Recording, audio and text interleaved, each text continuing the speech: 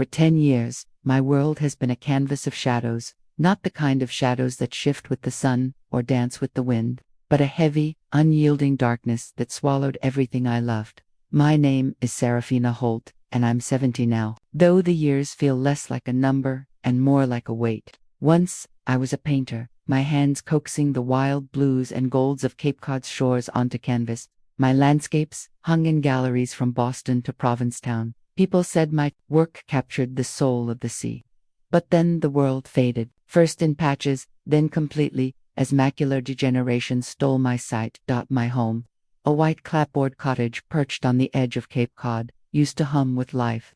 The windows caught the morning light, scattering it across my easels, my brushes, my half-finished paintings. I'd hear the gulls cry, the waves crash, the creak of the floorboards under my feet as I moved from room to room. Now, it's just a shell. The walls hold my paintings, but I can't see them. The air smells of salt and old linseed oil, but it's a memory I can't touch. The silence isn't peaceful, it's empty, amplifying every unspoken word, every distance that's grown between me and the people I thought I knew, especially my son Cassian. Cassian calls maybe once a month, his voice clipped, like he's ticking off a duty. He's 40 now, married to Lydia, a woman with a smile I can't see but can feel, sharp, practiced, like a blade wrapped in silk. When he visits, it's brief. He'll pat my hand, talk about the weather, the market, anything but us. His words are careful, tailored for the poor blind mother who can't see the world or the truth. I wasn't always sure what he was hiding, but I felt it, like a draft through a cracked window. Something wasn't right. It was a gray October morning when the letter came. I heard Florinda, my housekeeper, my friend, my eyes for the past decade, set the mail on the kitchen table. Her hands moved with that familiar steadiness, the rustle of paper soft but unmistakable. "There's one from Boston, Miss Serafina," she said, her voice warm, tinged with her Puerto Rican accent. I reached for it, my fingers brushing the thick, creamy envelope, the embossed logo of the Boston Eye Institute under my touch.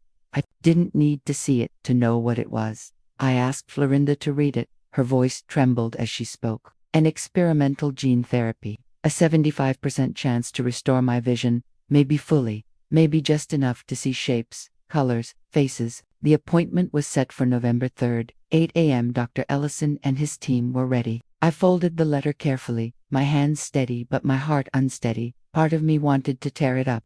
To see again meant facing the world I'd lost, the people who'd drifted away, the truths I'd been avoiding. What if I saw something I couldn't unsee? What if Cassian's face, his eyes, told me more than I could bear? I tucked the letter under a stack of old sketchbooks in my studio, the room where I used to paint, where the air still held the faint tang of turpentine. I didn't tell anyone, not even Cassian, especially not Cassian. His visits had grown colder over the years, his questions sharper. He'd ask about the house, its value, the paintings, their worth. "You don't need all this space, Mom," he'd say, his tone too smooth.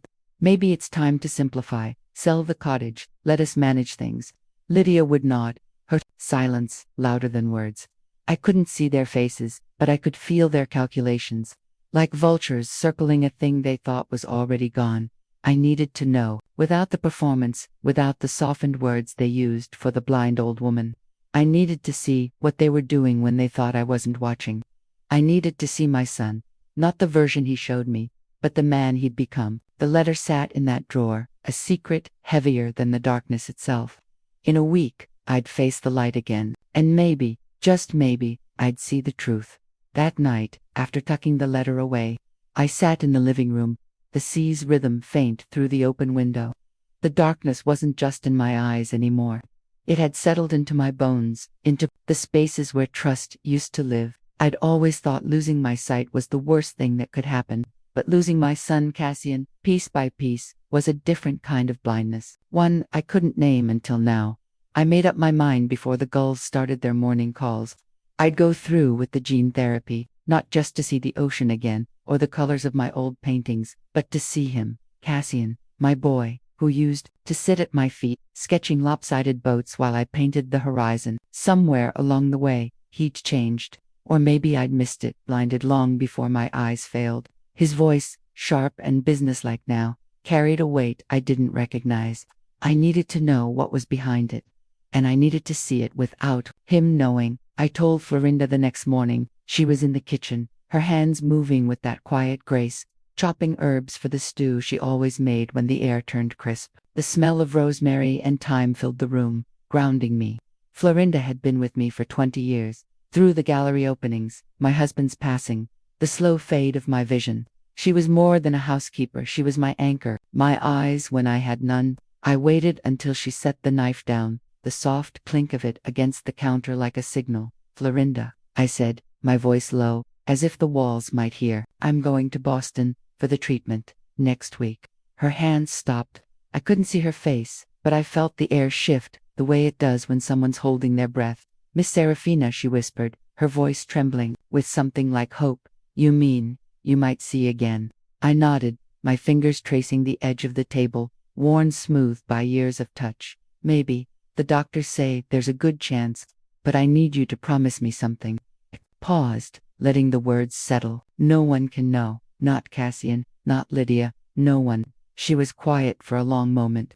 I imagined her dark eyes searching me, the way they used to when she'd catch me staring at a blank canvas, lost in thought. Why not tell him? She asked, softly. He's your son. I swallowed, the ache in my chest sharper than I expected. Because I don't know who he is anymore, I said. He calls, Florinda, but it's not to talk. It's to ask about the house, the paintings, what they're worth. He thinks I can't see him, so he doesn't hide. I need to know what he's doing when he thinks I'm not watching. Florinda's hand found mine, warm and steady. I promise, she said, her voice firm now, like a vow. Not a word. You tell me when you're ready. I squeezed her hand, grateful for her silence, her loyalty. She didn't push, didn't question. She just understood. The days before the appointment felt endless.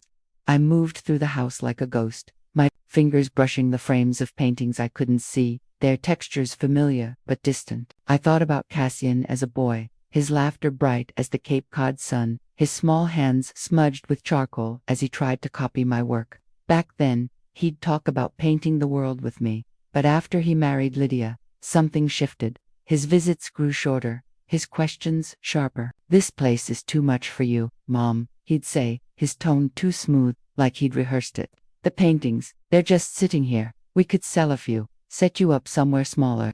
Lydia would hum in agreement, her presence, a shadow I couldn't shake. That there was one painting he always mentioned, Autumn in Cape Cod, the one I'd painted for my husband the year before he died. It was my best work, the colors bold and aching, the sea caught in a moment of stillness. Cassian's voice changed when he talked about it, not greedy exactly, but urgent, like it held something he needed. I couldn't figure out what. Not yet, that is. The appointment drew closer. I lay awake at night. The sound of the waves, a steady pulse outside my window. I wasn't just waiting to see again. I was waiting to see the truth, about Cassian, about what we'd become.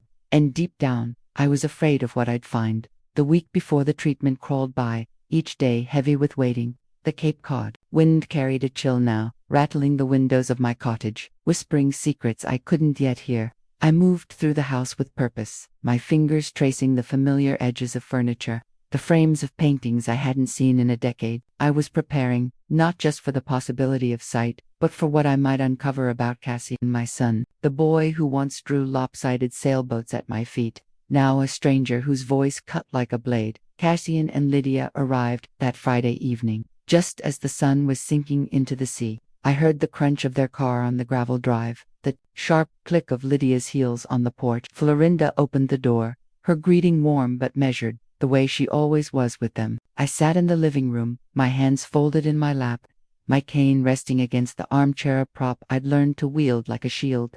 Mom, Cassian said, his voice bright but strained, like he was reading from a script. You're looking well. The sea air suits you. Lydia's perfume hit me first, floral and sharp, too strong for the soft salt of the Cape. Serafina, she said, drawing out my name as if I were a child who needed coaxing. This place is as charming as ever. Florinda's keeping it spotless, I see. Her words were polite, but there was an edge to them, a calculation I could feel even without seeing her face. I smiled, nodding shallowly, my fingers tightening around the cane. It's good to have you both here, I said, my voice steady, practiced. Dinner's almost ready. Florinda had outdone herself, as always. The dining room smelled of roasted cod, lemon, and fresh dill, the table set with the old porcelain my husband loved. I heard the clink of glasses, the rustle of napkins as we sat. Cassian talked first, his voice loud, deliberate, as if I needed help understanding. "We just wanted to check in," he said. "This house, it's a lot to manage. Have you thought about what we discussed last time? Simplifying things, maybe selling the cottage, or some of the paintings." Lydia chimed in, her tone honeyed. "It's such a big space for one person. And those paintings, Serafina, they're just collecting dust. You could do so much with the money." Her words hung in the air, heavy, like damp sea fog. I kept my face still, my hands resting on the table. "I'll think about it," I said, letting my voice waver just enough to seem uncertain. "Let's enjoy the meal first." Dinner was a one-sided affair. Cassian rattled on about his work in real estate, the market's ups and downs, how hard it was to find good help. Lydia nodded along, her silence punctuated by the occasional hum or sip of wine. I listened, my head tilted slightly, playing the part of the frail, blind mother they expected, but I was watching them in my own way, catching the pauses in their words. The way Cassian's fork scraped the plate when he mentioned the paintings, the way Lydia's chair creaked as she shifted, restless dot. It was the painting Autumn, in Cape Cod, that kept coming up. "That one, Mom," Cassian said, his voice too casual. "The big one in the studio. It's a masterpiece. You always said it was for Dad. Maybe it's time to let it go, find it a new home." Lydia murmured agreement, her voice soft but eager. I nodded, my lips pressed into a faint smile.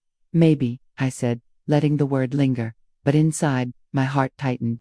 That painting wasn't just art, it was a piece of my soul, painted for my husband in the autumn before he died, when the sea was still and the leaves burned gold. Why did Cassian want it so badly? After dinner, I excused myself, saying I needed to rest. Florinda helped me to the hallway, her touch gentle but firm, a silent promise that she had my back. I didn't go far. I stopped just beyond the dining room, hidden by the shadow of the staircase, the sea's murmur masking my presence. Their voices drifted through the open door, low but clear, like pebbles dropped into still water. "She's not getting any younger," Lydia said, her tone sharp now, unguarded. "Did you see how she hesitated about the cottage? She's slipping, Cassian. We need to move fast, before she signs everything over to some charity." Cassian sighed, a sound heavy with something I couldn't quite name. "She won't need this place much longer," he said. "The paintings, the house, it's too much. We can handle it for her. Get the paperwork ready before it's too late." Lydia laughed, a cold, brittle sound. "That Autumn in Cape Cod piece, the investor I talked to says it's worth $500,000 alone. We could use it to seal the deal on the cottage, too. Get it all transferred before she's gone." Stood there, my hands pressed against the wall, the wood cool under my fingers. My heart didn't race, it didn't break, not yet. It just grew still, like the sea before a storm. They weren't just talking about selling my home, my work. They were talking about me as if I were already gone. Cassian's voice, though, had a tremor, a hesitation Lydia didn't have. Was it guilt? Or something else? I slipped back to the kitchen, where Florinda was washing dishes. The clatter of plates, a soft rhythm. She didn't ask what I'd heard, but her silence was enough. I sat at the table, my hands folded, the weight of their words settling into me. When Cassian and Lydia left, he kissed my cheek, his breath warm but fleeting. "Take care, Mom," he said. "We'll be back soon." I nodded, waving them off, the door closing with a soft thud. Florinda stood beside me, her presence steady, like the lighthouse down the shore. "What now, Miss Serafina?" she asked, her voice low. I didn't answer right away. I thought of the painting, of Cassian's urgency, of Lydia's cold laugh. "We wait," I said finally. "In a few days, I'll see them. Really see them. And then I'll know." The morning of the treatment, the air in Boston was sharp, heavy with the promise of rain. Florinda drove me to the Eye Institute, her hand steady on the wheel, her silence a comfort I didn't have to ask for. I sat in the passenger seat, my fingers tracing the edge of my cane, the world still a blur of shadows. I wasn't sure what scared me more, the thought that the therapy might fail, or that it might work. What would it mean to see again? To see Cassian's face, Lydia's smile, the truth they thought I'd never find. The procedure itself was a haze, bright lights I couldn't see. The low hum of machines, Dr. Ellison's voice calm and measured. "We're optimistic, Serafina," he said before they wheeled me in. "You might see results sooner than most." I nodded, my throat too tight to speak. I wasn't ready for the world to come back. Not yet. When I awoke, the first thing I noticed wasn't light. It was clarity. A soft glow, like dawn breaking over the cape, crept into my vision. I kept my eyes closed, afraid to believe it, afraid it might slip away. But then, I heard Florinda's voice, trembling, close. "Miss Serafina, can you see?" I opened my eyes, and there she was. Florinda, her dark hair streaked with gray, her eyes wide and brimming with tears, her hands clasped like she was praying. The room was sharp white walls, a blinking monitor, a vase of lilies on the table. I saw it all. "Yes," I whispered, my voice thin, unsteady, like a brush touching canvas for the first time in years. "I can see you." The words felt foreign, but they were mine. Florinda's face broke into a smile, and she reached for my hand, her fingers warm and rough from years of work. "Gracias, adios," she said, tears spilling down her cheeks. It worked. Dr. Ellison came in, his face kind but cautious. "Remarkable," he said, scribbling on his chart. "Most patients take days, even weeks, to adjust. You're responding faster than we expected." He explained, swelling, adaptation, the need for rest. But I barely heard him. I was too busy seeing the scratch of his pen, the glint of his glasses, the way the light caught the edge of the lily's petalzette was overwhelming, like stepping into a painting I'd forgotten how to create. But it wasn't just the world I wanted to see. It was Cassie and Lydia, the truth behind their words, their glances, their plans. I turned to Florinda, my voice low. "We don't tell anyone," I said. "Not yet. Not Cassian, not Lydia. They think I'm blind. Let them." Florinda's brow furrowed, her hand still holding mine. "Why, Miss Serafina, why keep it from him?" I looked out the window, where the Boston skyline shimmered faintly through the morning mist. "Because it's the only way I'll see who they really are," I said. "They've been hiding behind my blindness. I need to know what they're doing when they think I can't see." She nodded, wiping her eyes with the corner of her scarf. "I'll follow your lead," she said. "Whatever you need." The next day, they discharged me with a folder of instructions: avoid bright lights, limit screen time, ease back into the world. But I wasn't interested in easing. I had a house full of memories, a son full of secrets, and eyes that could finally see them both. Florinda drove us back to Cape Cod, the ocean stretching out like a canvas of blues and grays. I watched it all, the gulls swooping low, the dunes dusted with saltgrass, the way the light danced on the waves. It was beautiful, and it was mine again. When we pulled up to the cottage, the white clapboards glowed in the morning sun, the windows catching the light like they used to when I painted. Inside, the house felt alive. The floorboards creaked under my steps, the air smelled of salt and old wood. I walked to my studio, my fingers brushing the frames of paintings I hadn't seen in years. There it was, autumn in Cape Cod, hanging on the wall, its colors bold and aching gold leaves, a still sea, a sky heavy with dusk. But something caught my eye, a faint irregularity in the paint, a shadow beneath the surface, like a secret, waiting to be uncovered. I didn't touch it, not yet. But I knew it meant something. I sat in the studio, the sea's rhythm steady outside, and felt a purpose stirring inside me. I wasn't just seeing again. I was looking. For Cassian, for Lydia, for the truth they thought I'd never find. And in that moment, with the light streaming through the window, I felt something I hadn't in years. Not just hope, but power. The world was sharp now, almost too sharp. Every morning, I'd stand at the window of my Cape Cod cottage, watching the sun spill gold across the sea, the dunes casting long shadows like brushstrokes on a canvas. I'd forgotten how beautiful it could be, how alive. But beauty wasn't enough to quiet the ache in my chest. Seeing again didn't just bring back the world, it brought back the truth, and the truth was heavier than I'd expected.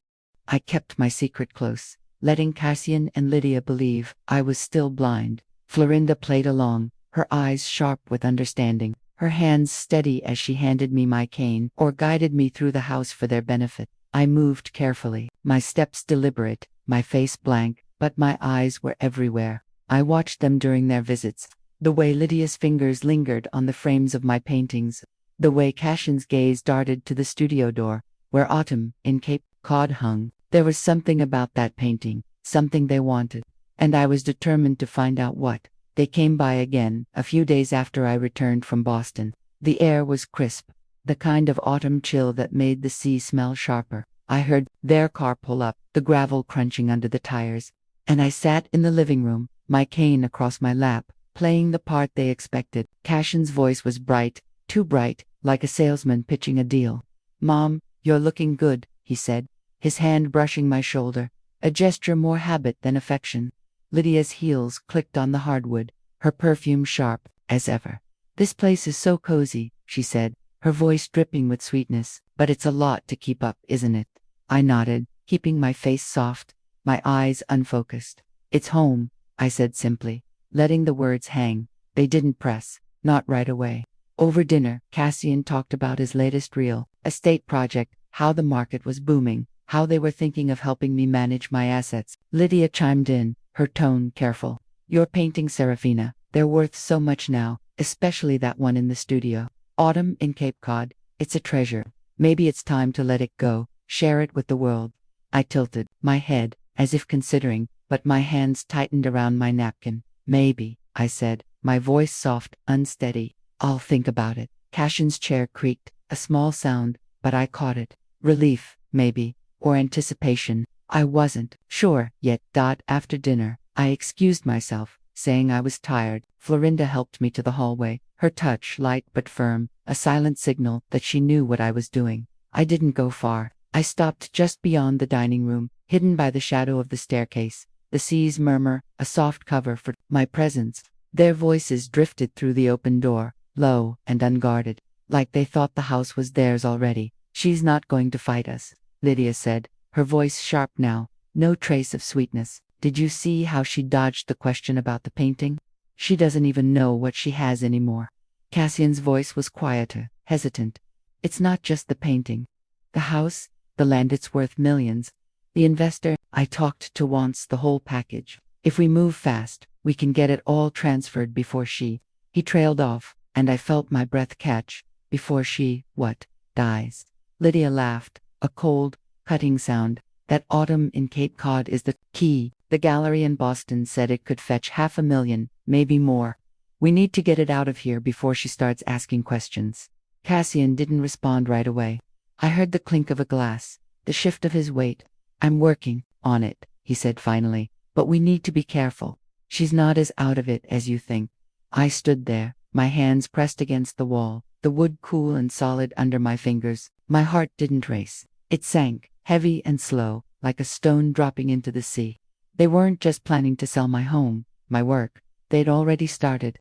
I'd noticed a few smaller paintings missing from the studio, ones I'd thought Florinda had moved for cleaning. Now I knew better. The next morning, I called Alaric Boone. He was an old friend of my husband's, a lawyer who specialized in art estates, his voice still carrying that steady calm I remembered from years ago. "Serafina," he said when I reached him, "it's been too long. What do you need?" "I need you to look into something," I said, my voice low, even though I was alone in the studio. "My paintings, my accounts, anything tied to Cassian's name. I think he's selling things he shouldn't." Alaric didn't hesitate.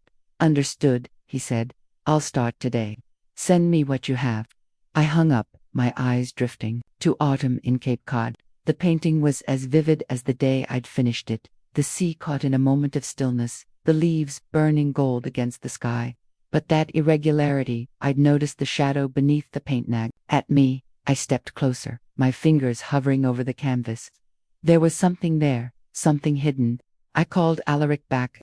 "One more thing," I said. "Can you have someone look at Autumn in Cape Cod? There's something off about it." A few days later, Alaric came to the cottage. I met him in the studio, still pretending to be blind for anyone watching, my cane in hand. He was gentle, his voice low as he described what he'd found. "3 of your smaller paintings were sold through a Boston gallery last month," he said. "No authorization, just Cassian's signature. And the house there's paperwork in motion to transfer the deed to a holding company he controls." Nodded, my face calm, but inside, I was reeling. "And the painting?" I asked. He paused, and I heard the rustle of papers. I had an expert look at it. "There's a letter, Serafina, hidden under a layer of paint. It's from your husband. It talks about a debt, a big one, from a failed investment he made before he died. Cassian must have found out. He's been trying to pay it off, but not with his own money. I stood there, the sea's rhythm faint outside, my hands trembling. A debt, a secret my husband kept, and now Cassian was carrying it, using my paintings, my home, to bury it. It wasn't just greed, it was shame, tangled with desperation. But that didn't make it right. I looked at Alaric, his face kind but weary. "Don't do anything yet," I said. "I need to see this through. I need to see him." The truth settled into me like the tide, slow and heavy, filling every corner of my heart. I'd seen the world again, its colors, its light, the way the sea caught the sun and held it, but what I saw in Cassian and Lydia was darker than I'd imagined. They weren't just after my paintings, my home. They were carrying a secret my husband had buried, a debt that tied our family to shame, and they thought they could erase it by taking what was mine. But I wasn't ready to let go. Not of my home, not of my work, and not of the chance to see my son for who he really was. I planned it carefully, like setting a canvas before a brush touches it. I asked Florinda to prepare dinner for Cassian and Lydia, a Sunday evening with the air crisp and the sea restless outside. "Use the good china," I told her, my voice steady. "The set we used for Henry's last birthday." Florinda raised an eyebrow, her hands pausing over the sink, but she didn't question me. She knew. The table was set with care crystal glasses, silver cutlery, napkins folded like sails. I chose a bottle of Pinot Noir from the cellar, one Cassian always loved, its taste sharp and familiar, like a memory we'd shared before everything changed. They arrived right on time, the gravel crunching under their car, Lydia's heels clicking, sharp against the porch. I sat in the living room, my cane across my lap, my eyes unfocused, playing the part of the blind mother they expected. Cassian's voice was warm, too warm, like he was trying to convince himself. "Mom, you look great," he said, his hand brushing my shoulder, a touch too brief to mean anything. Lydia's perfume swept in, floral and sharp, cutting through the salt air. "Serafina, this house is just lovely," she said, her voice smooth as glass. "It's like stepping into one of your paintings." I smiled, nodding faintly, my hands still. "It's good to have you both," I said, letting my voice tremble just enough. Dinner was quiet at first, the clink of forks and glasses filling the space. Florinda had made roasted lamb, rosemary crusted, with potatoes and greens, the kind of meal that felt like home, but home was the last thing on their minds. Cassian started in, his tone careful, rehearsed. "We've been thinking, Mom," he said. "This place, the painting, sits a lot to manage. We've got a buyer interested in the cottage, and the gallery in Boston is asking about autumn in Cape Cod. It could set you up for years." Lydia nodded, her voice soft but eager. "It's about easing your burden, Serafina. You've done so much. Let us take care of things now. Just a few signatures, and you won't have to worry." I sipped my wine, letting the silence stretch. "Let's have dessert first," I said, my voice soft, as if I were tired. Florinda brought out a lemon tart, its scent bright and sharp, and I waited. Cassian reached into his briefcase, pulling out a folder, sliding it across the table like an offering. "We had these drawn up," he said, his tone too smooth, "just in case you're ready. The cottage, the paintings, a clean transfer. It's all standard. Mom, we've checked with the lawyer." I ran my fingers over the folder, feeling the weight of their eyes on me. They thought I was confused, frail, blind to their plans.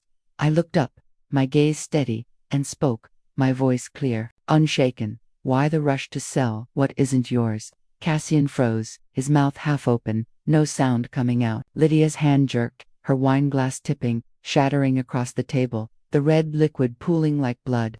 The room went still, the sea's murmur the only sound. You can see," Cassian whispered, his voice breaking, like he'd seen a ghost. I nodded, once, my eyes locked on his.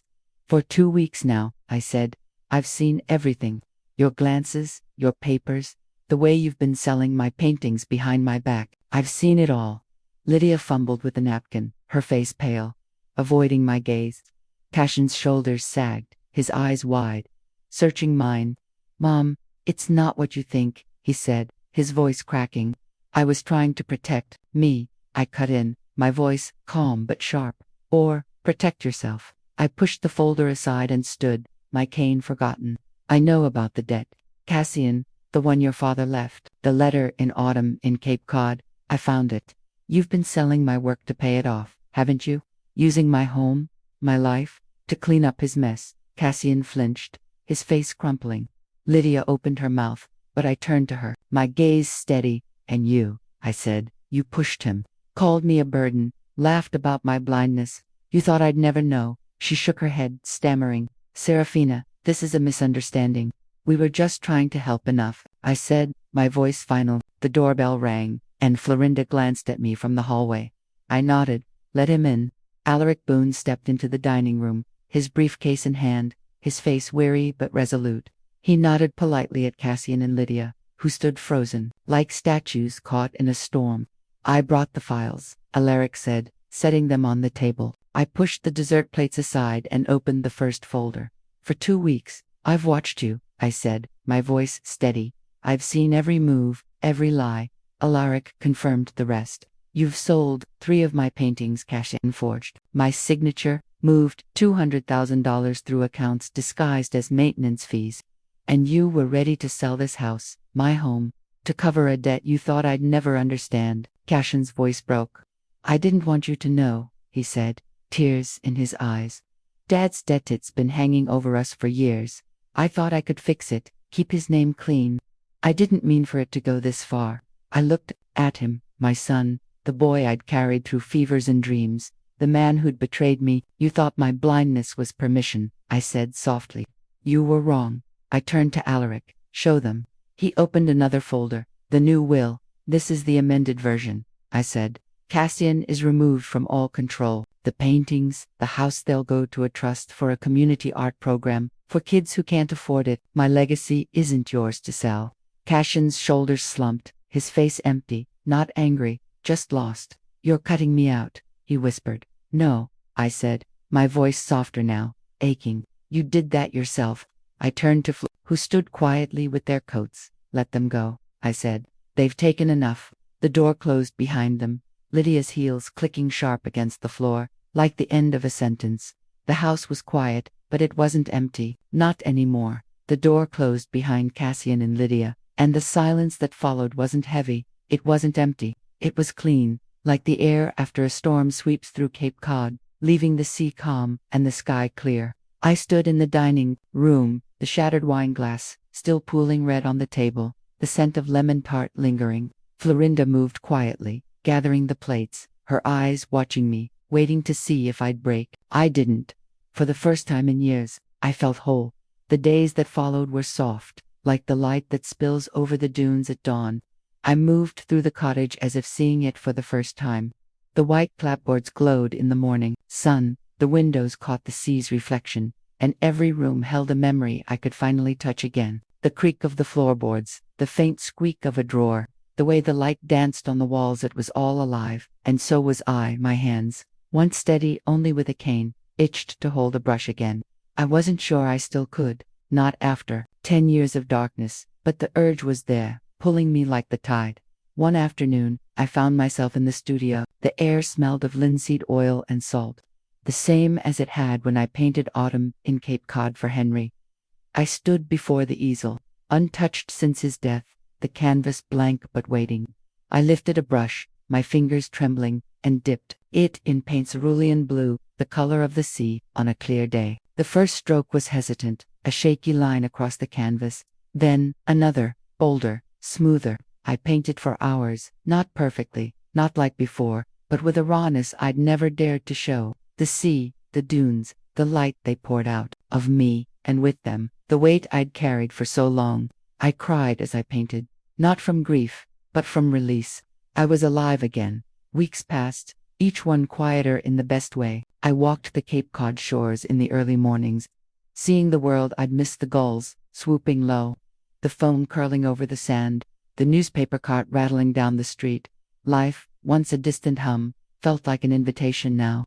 I'd stop by the lighthouse, its red and white stripes stark against the sky, and let the wind carry my thoughts. I wasn't just healing from blindness, I was healing from the betrayal, from the secrets, from the years of losing Cassian to a version of himself I didn't recognize. Then, one morning, Florinda came into the kitchen, a folded newspaper in her hand. She set it gently beside my tea, her face soft but knowing. He's teaching, Miss Serafina, she said, her voice quiet. Cassian, at a community center in Boston. Art classes for kids. I unfolded the paper, my hands steady now. The article was short, tucked near the back, but there he was. Cash Holt, listed under a quote about bringing art to underprivileged children. The photo showed him standing with a group of kids, their hands smudged with paint, a canvas propped between them. He held a brush, his face tired but focused, no trace of the man who'd schemed to sell my home. There was no mention of me, no mention of the debt, just Cassian stripped of the legacy he'd clung to, standing on his own. I closed the paper and stared out the window, the sea stretching endless before me. Maybe this was the Cassian I'd hoped to see, the boy who once drew boats at my feet, finding his way back through art. Maybe he was learning to see too, not just the world, but himself. I wasn't ready to forgive, not yet, but I didn't hate him. The ache in my chest was softer now, less like a wound and more like a memory. What I've learned, after all this, is that healing isn't about erasing the pain. It's about seeing it clearly, every brushstroke, every shadow on, choosing to create something new. Sometimes, the hardest truths are the ones that set us free. Not to forget, but to move forward, with eyes wide open, ready to paint the next canvas, no matter how unsteady the first stroke might be.